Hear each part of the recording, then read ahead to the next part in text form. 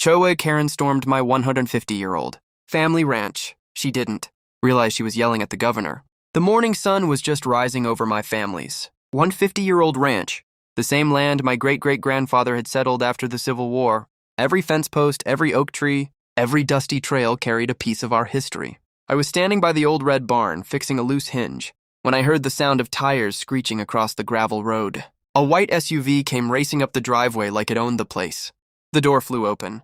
Out stepped a woman in a perfectly pressed suit, sunglasses, clipboard in hand, and the kind of expression that told you she believed the entire world existed to follow her rules. She marched straight toward me without even introducing herself. "Are you the caretaker here?" she snapped. I wiped my hands on a rag and looked at her calmly. "I live here," I said. She scoffed. "Well, then you need to start following the HOA regulations immediately." I blinked. "You?" I asked. "Yes," she said impatiently, tapping her clipboard. "This entire area is now part of the Lakeside Ridge Homeowners Association, and your property is in serious violation." I looked around slowly at the ranch. The weathered barn, the cattle grazing in the pasture, the same wooden house that had stood there since 1873. "What violations?" I asked. She flipped through papers dramatically. "Let's see. Unapproved fencing, agricultural livestock, non-compliant structures, and frankly, this entire property looks rural." I almost laughed. "It is rural," I said. She ignored me.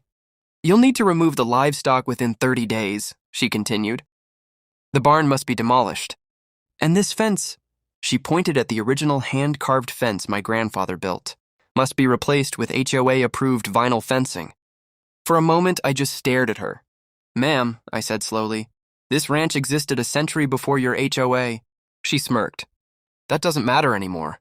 Then she leaned closer and said the words that made my jaw tighten. "If you refuse to comply, we'll fine you $5,000 a day until the property is seized." Behind her, two men from a construction company were already stepping out of a truck. They started unloading equipment. I frowned. "What are they doing?" She smiled coldly. "We're starting with the illegal fencing." One of the workers raised a crowbar. That's when I held up my hand. "Stop!" The worker hesitated.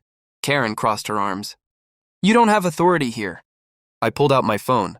"I'm just making a call." She rolled her eyes. "Oh, please. Calling your lawyer won't help." I stepped a few feet away and dialed a number I knew by heart. Within 10 seconds, someone answered. "Yes, Governor?" Karen's smug smile faded. I spoke calmly. "Can you connect me with the county sheriff and the state land registry?" "Immediately, sir."